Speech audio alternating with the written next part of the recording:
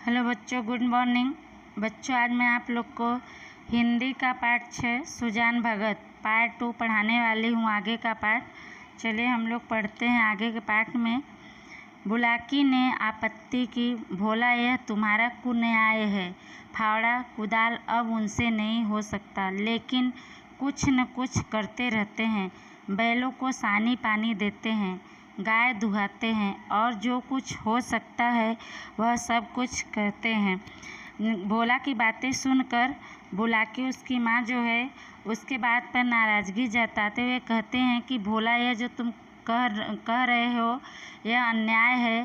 फावड़ा कुदाल भले तुम्हारे पिता से न हो सकता हो, लेकिन उनसे जो कुछ भी हो सकता है वो करते रहते हैं। बैलों को सानी पानी देते हैं। सानी पानी का मतलब होता है कि चारा पानी जो भी उनको देना है, चुनी चोकर सब बैलों को देते हैं। गाय दुहाते हैं और जो कुछ भी हो सकता है वो करते रहते हैं। आगे पढ़ते हैं। भिक्षुक अभी तक खड़ा चिल्ला रहा था। सुजान ने जब घर में से किसी को कुछ लाते न देखा तो उठकर अंदर गया और कठोर स्वर से बोला, तुम लोगों को कुछ सुनाई नहीं देता कि द्वार पर कौन घंटे भर से खड़ा भीख मांग रहा है? अपना काम तो दिन भर करना ही है, एक क्षण यानी एक पल भगवान का काम तो किया करो। भिक्षुक यानी भीख मांगने वाला जो व्यक्ति था, वो अभी तक घर के बाहर ही खड़ा होकर चिल्ला रहा था। और जब सुजान भगत ने देखा कि घर में से कोई कुछ नहीं ला रहा है, तो स्वयं उठकर घर के अंदर जाता और सख्त, कठोर का मतलब होता है सख्त स्वर यानी आवाज़ से बोला कि तुम लोगों को कुछ भी सुनाई नहीं देता? घर के बाहर द्वार पर खड़ा घंटे भर से कोई खड़ा है और भीख मांग रहा है। अपना काम तो दिन भर ही करना है, कुछ पल भगवान का भी काम कर लिया करो। आगे पढ़ते हैं। बुलाकी, तुम तो भगवान का काम करने बैठे ही हो, क्या घर पर भगवान का ही काम करेगा? सुजान, कहाँ आटा रखा है? लाओ, मैं ही निकाल कर दे आऊँ। तुम रानी बन कर बैठो। बुलाकी, आटा मैंने मर मर कर पीसा है, अनाज दे दो। ऐसे मुँह चिरों के लिए पहर रात में उठकर चक्की नहीं चलाती हूँ। जब सुजान भगत कहते हैं कि दिन भर अपना काम तो करना ही है, एक पल भगवान का भी काम कर लिया करो, तो उनकी बातें सुनकर बुलाकी कहती है कि तुम तो भगवान का काम करने ही बैठे हो, क्या घर पर भगवान का ही काम होगा, घर ही भगवान का काम करेगा? सुजान कहता है, कहाँ है आटा रखा? लाओ, मैं ही निकाल कर दे आता हूँ और तुम रानी बनकर बैठे रहो। बुलाकी को कहते हैं। बुलाकी कहती, उनकी बातें सुनकर, आटा मैंने मर मर कर यानी मेहनत कर कर पीसा है और अनाज दे दो। ऐसे मुँह चिरो यानी कि भोजन करने वाले के लिए पहर रात यानी जब रात बाकी रहती तभी उठकर मैं चक्की नहीं चलाती हूँ उन लोगों के लिए। आगे पढ़ते हैं। सुजान भगत घर में गए और छोटी सी छबड़ी को जौ से भरे हुए निकले। जौ शेर भर से कम न था। सुजान से जान बूझ कर केवल बुलाकी और भोला को चिढ़ाने के लिए भिक्षा परंपरा का उल्लंघन किया था। इस पर भी यह दिखाने के लिए कि छबड़ी में बहुत ज़्यादा जौ नहीं है, उसे चुटकी से पकड़े हुए थे। चुटकी इतना बोझ न संभाल सकती थी, हाथ काँप रहा था। एक क्षण का विलंब यानी देरी होने से छाबड़ी के हाथ से छूटकर गिर पड़ने की संभावना थी, इसलिए वह जल्दी से बाहर निकल जाना चाहते थे। सहसा भोला ने उनके हाथ से छबड़ी छीन ली और त्योरियां बदल कर बोला, सेठ का माल नहीं है जो लुटाने चले हो। छाती फाड़ फाड़ कर काम करते हैं, तब दाना घर में आता है। बुलाकी की बातें सुनकर सुजान भगत घर में गए और छोटी सी छबड़ी को जौ से भरे हुए निकले। जौ शेर भर यानी कि 500 ग्राम से कम न था। सुजान ने जानबूझकर केवल बुलाकी और भोला को चिढ़ाने के लिए भिक्षा परंपरा का उल्लंघन किया, यानी भिक्षा जितना ज़रूरत है, भिक्षा देने के नियम उतना ही देना चाहिए, लेकिन उसका उल्लंघन करते हुए, अवहेलना करते हुए सुजान भगत ने छबड़ी में जौ भरा था 500 ग्राम, और उस पर से उनको यह दिखाने के लिए कि जौ बहुत कम है छबड़ी में, उन्होंने उसको चुटकी से पकड़ा हुआ था, लेकिन वो उसमें इतना ज़्यादा जौ था कि चुटकी से संभलने वाला नहीं था, जिसके कारण से हाथ सुजान भगत का काँप रहा था। और उन्होंने एक क्षण यानी एक पल का भी देरी न होने से छबड़ी उनके हाथ से गिर पड़ने की संभावना थी, इसलिए वह जल्दी जल्दी से बाहर जाना चाहते थे, निकल जाना चाहते थे। सहसा यानी तभी अचानक भोला ने उनके हाथ से छबड़ी छीन ली और त्योरियां बदलकर यानी आंखें दिखाते हुए बोला, सेठ यानी फ्री का माल नहीं है जो लुटाने चले हो। छाती फाड़ फाड़ कर यानी बहुत ही परिश्रम करके काम करते हैं, तब जाकर दाना घर में आता है, सुजान भगत से उनका लड़का भोला कहता है।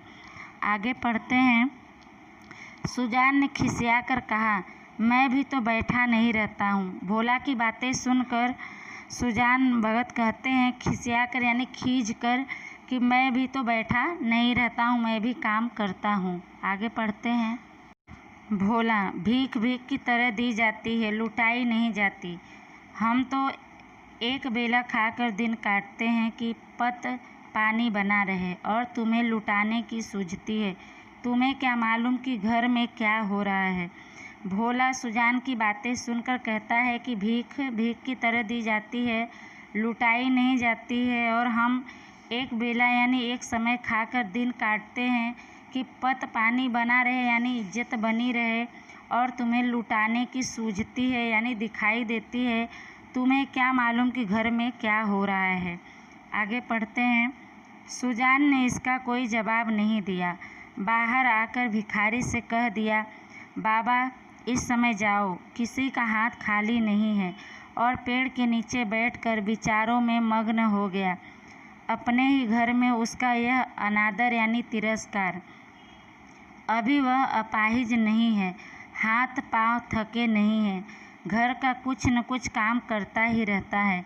उस पर यह अनादर, उसी ने यह घर बनाया, यह सारी विभूति उसी के श्रम यानी मेहनत का फल है। पर अब इस घर पर उसका कोई अधिकार नहीं रहा। अब वह द्वार का कुत्ता है, पड़ा रहे, और घर वाले जो रूखा सूखा दे दें वह खाकर पेट भर लिया करे। ऐसे जीवन को धिक्कार है। सुजान ऐसे घर में नहीं रह सकता। भोला की बातें सुनकर सुजान भोला का कोई उत्तर नहीं देता है। वह बाहर आकर भिखारी से कह देता है कि बाबा इस समय जाओ, किसी का हाथ खाली नहीं है, और कहकर पेड़ के नीचे बैठकर सोचने में मगन हो जाता है, लीन हो जाता है। सोचता है कि अपने ही घर में उसका यह तिरस्कार है, वह अपाहिज नहीं है, उसके अभी हाथ पांव सही सलामत हो, थका नहीं है, काम कर रहा है, हाथ पांव उसके सही है, घर का कुछ न कुछ काम करता ही रहता है, फिर भी इसका यह तिरस्कार, ऐसा अपमान है। उसी ने यह घर बनाया, यह सारी विभूति उसी के परिश्रम का फल है, पर अब वह उस घर पर उसका कोई अधिकार नहीं है। वह ऐसा लगता है जैसे द्वार का कुत्ता है और घर पर पड़ा रहे, घर वाले जो भी रूखा सूखा दे वह खाकर पेट भर लिया करे। ऐसा सोचकर सुजान भगत कहता है कि ऐसे जीवन को धिक्कार है, लानत है, सुजान ऐसे घर में नहीं रह सकता है। आगे पढ़ते हैं। संध्या हो गई थी। भोला का छोटा भाई शंकर नारियल भर कर लाया। सुजान ने नारियल दीवार से टिका कर रख दिया। धीरे धीरे तंबाकू जल गया। जरा देर में भोला ने द्वार पर चारपाई डाल दी। सुजान पेड़ के नीचे से न उठा। कह रहे हैं कि जब शाम हो गई, भोला का छोटा भाई शंकर नारियल भर कर लाया। सुजान ने नारियल दीवार से टिका कर रख दिया। धीरे धीरे तंबाकू जल गया। तंबाकू जो पीने का एक पदार्थ होता है, नशीला पदार्थ, उसको तंबाकू बोलते हैं। जरा देर में भोला ने द्वार पर चारपाई डाल दी। सुजान पेड़ के नीचे से उठा नहीं। आगे पढ़ते हैं। कुछ देर और गुजरी, भोजन तैयार हुआ। भोला बुलाने आया। सुजान ने कहा भूख नहीं है।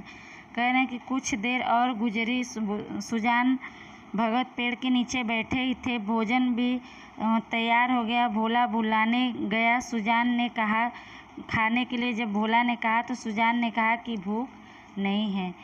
आगे पढ़ते हैं। बहुत मनावन करने पर भी न उठा। तब बुलाकी ने आकर कहा, खाना खाने में क्यों नहीं चलते? जी तो अच्छा है। बहुत मनाने के बाद भी जब सुजान भगत नहीं उठे तब बुलाकी ने आकर कहा कि खाना खाने क्यों नहीं चलते हो? जी तो अच्छा है, यानी तबीयत तो ठीक है ना। आगे पढ़ते हैं। सुजान को सबसे अधिक क्रोध यानी गुस्सा बुलाकी पर था। यह भी लड़कों के साथ है। यह बैठी रही और भोला ने मेरे हाथ से अनाज छीन लिया। इसके मुंह से इतना भी न निकला कि ले जाते हैं तो ले जाने दो। लड़कों को न मालूम हो कि मैंने कितने श्रम से यह गृहस्थी जोड़ी है, पर यह तो जानती है दिन को दिन और रात को रात नहीं समझा।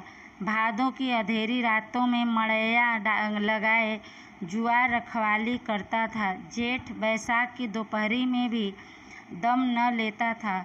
और यह मेरा घर पर इतना भी अधिकार नहीं कि भीख भी दे सकूं। माना कि भीख इतनी नहीं दी जाती, लेकिन इसको तो चुप रहना चाहिए था। चाहे मैं घर में आग लगा देता, कानून से भी तो मेरा कुछ होता है।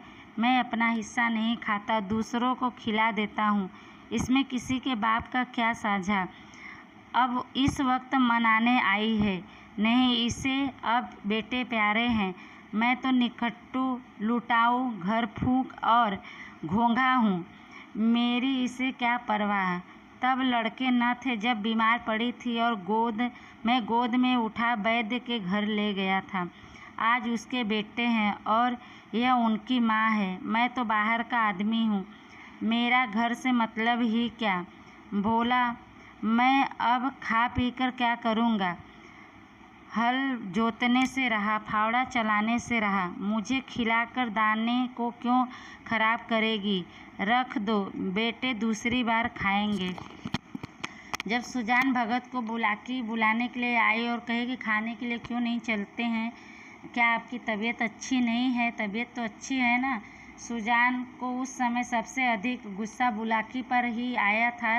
वो सोच रहे थे कि यह भी लड़कों के साथ है। यह बैठी रही और भोला मेरे हाथ से अनाज छीन लिया और इसके मुंह से इतना भी नहीं निकला कि ले जाते हैं तो ले जाने दो। लड़कों को नहीं मालूम है कि मैंने कितनी मेहनत से इस घर को बनाया है, इस घर को जोड़ा है। लेकिन यह तो जानती थी मैंने दिन को दिन और रात को रात नहीं समझा। भादों की अंधेरी रातों में मड़ैया यानी झोपड़ी लगाए जुआर की रखवाली करता था। जेठ बैसाख की दोपहरी में भी दम न लेना यानी आराम नहीं करता था। और घर पर मेरा इतना भी अधिकार नहीं कि मैं भीख दे सकूं। और सुजान भगत कह रहे हैं कि माना कि भीख इतनी नहीं दी जाती, लेकिन इसको तो उस समय चुप रहना चाहिए था। चाहे मैं घर में आग लगा देता, कानून से भी देखा जाए तो मेरा भी इस पर कुछ हक होता है। मैं अपना हिस्सा नहीं खाता, दूसरों को खिला देता हूँ। इसमें किसी के बाप का क्या साझा यानी जाता है। अब इस वक्त मनाने आई है, नहीं इसे अब बेटे प्यारे हैं। मैं निकट्टू यानी निकम्मा हूँ, घर लुटाने वाला हूँ, घर फूकने वाला हूँ। मैं तो बेवकूफ़, घोंघा यानी मैं बेवकूफ़ हूँ।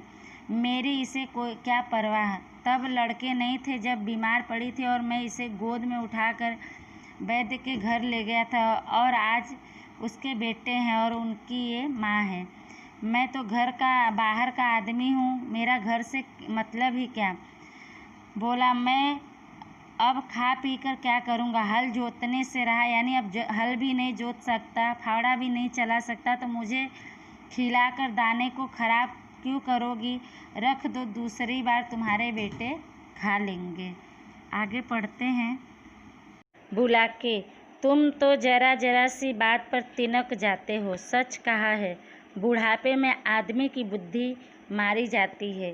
भोला ने इतना ही तो कहा था कि इतनी भीख मत ले आओ या और कुछ। सुजान भगत की बातें सुनकर बुलाकी कहती है कि तुम तो थोड़ी थोड़ी सी बात पर नाराज़ हो जाते हो, गुस्सा हो जाते हो। तिनक जाने का मतलब होता है क्रोधित हो जाना। सच कहा है, बुढ़ापे में आदमी की बुद्धि मारी जाती यानी ख़त्म हो जाती है। और भोला ने आपको क्या कहा? इतना ही तो कहा था कि इतनी भीख मत ले जाओ, और कुछ तो नहीं कहा था। आगे पढ़ते हैं। सुजान, हाँ बेचारा इतना ही कह कर गया। तुम्हें तो तब मज़ा आता जब वह ऊपर से 2-4 डंडे लगा देता।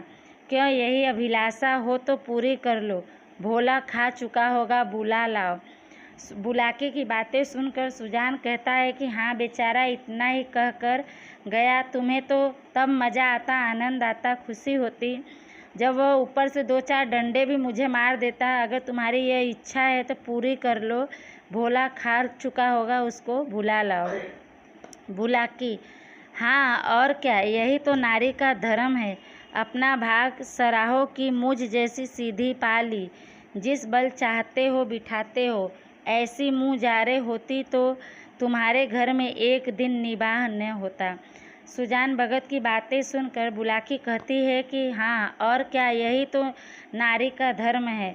अपने भाग्य को मनाओ कि मुझ जैसी सीधी पत्नी पाए हो। तुम जैसा चाहते हो वैसा करवाते हो। अगर मैं इतनी मुँह जोर होती और ऐसी मेरी अभिलाषा होती तो तुम्हारे घर में एक दिन भी हमारा गुजारा नहीं होता। निबाह का मतलब होता है गुजारा। आगे पढ़ते हैं। सुजान, हाँ भाई, वह तो मैं ही कह रहा हूँ कि तुम देवी थी और हो। मैं तब भी राक्षस था और अब तो दैत्य हो गया हूँ।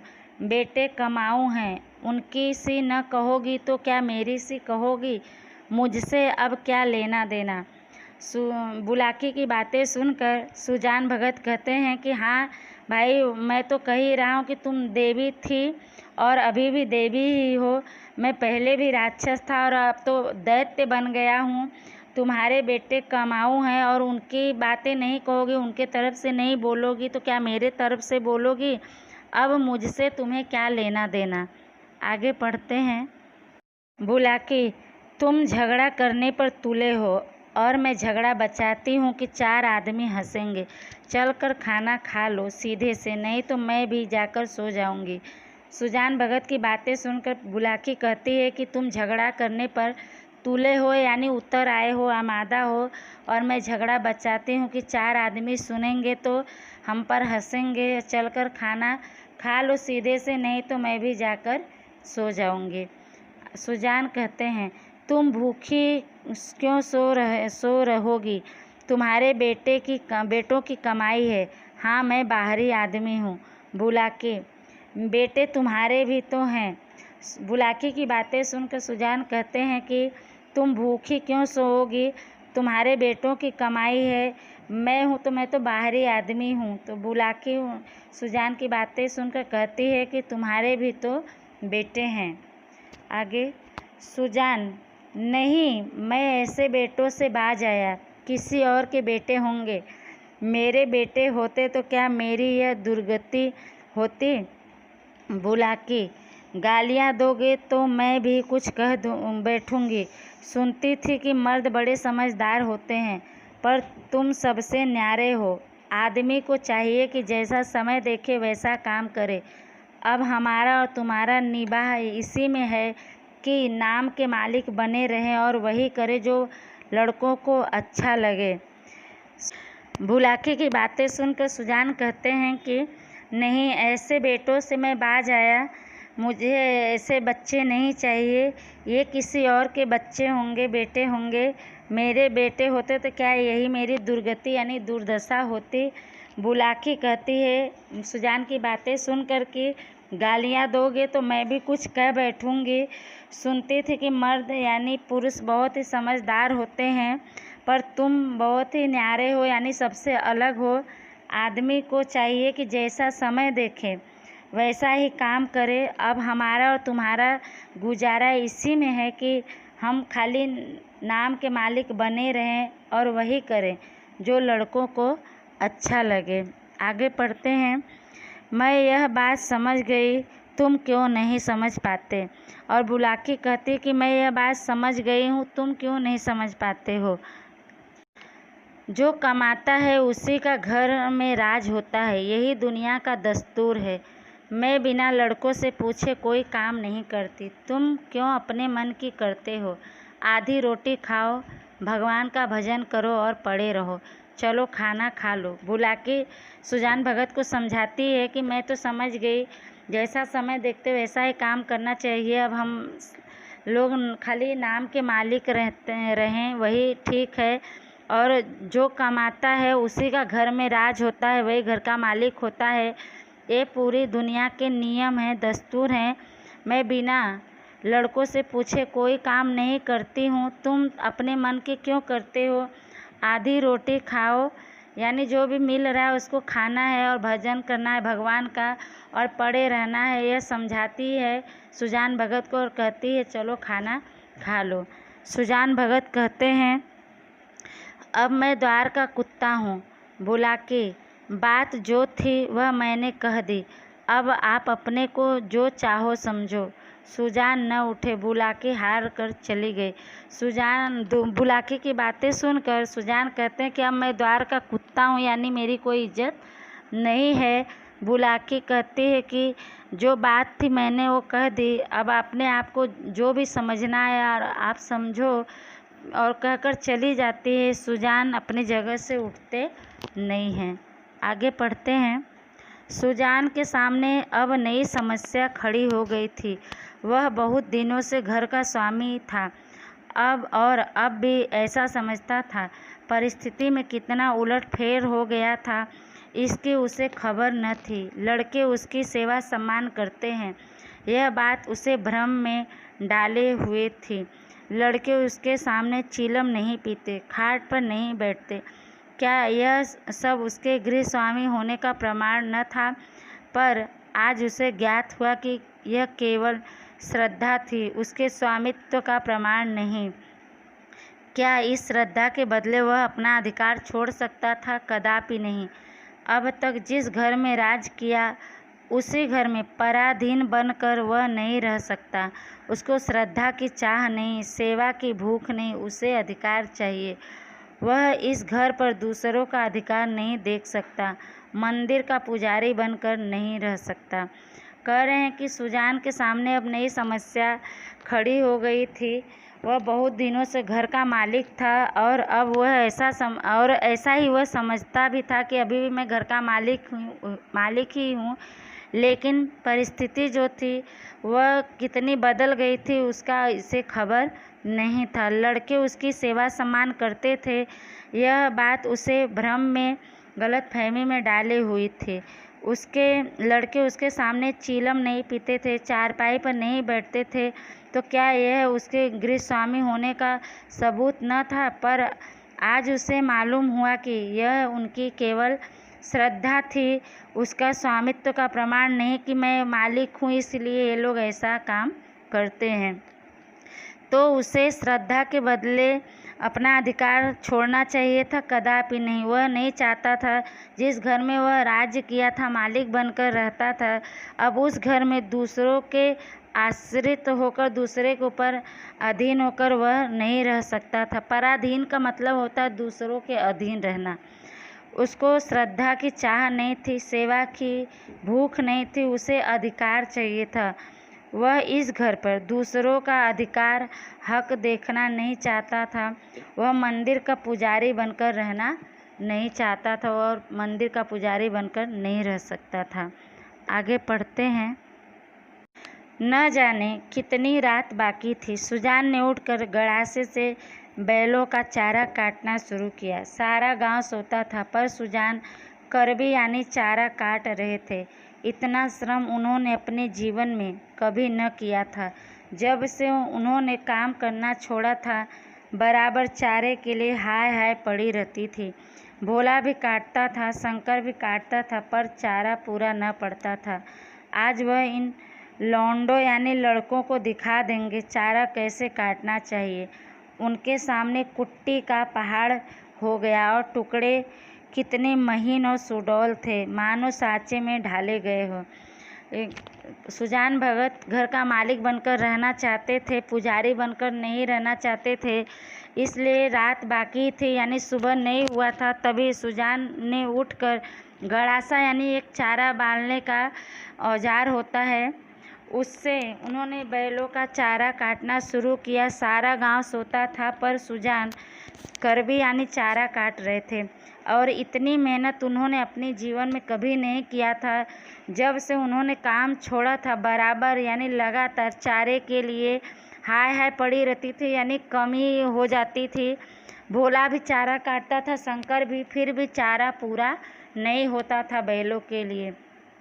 और आज इन लौंडों यानी लड़कों को दिखा देंगे कि चारा कैसे काटा जाता है। और उन्होंने अपने सामने कुट्टी यानी चारे के टुकड़े का पहाड़ जैसा खड़ा कर दिया, और टुकड़े बहुत ही महीन और सुडौल यानी एक समान बराबर थे।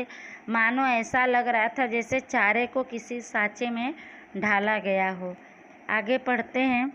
मुँह अंधेरे बुलाकी उठी तो कुट्टी का ढेर देखकर दंग रह गई।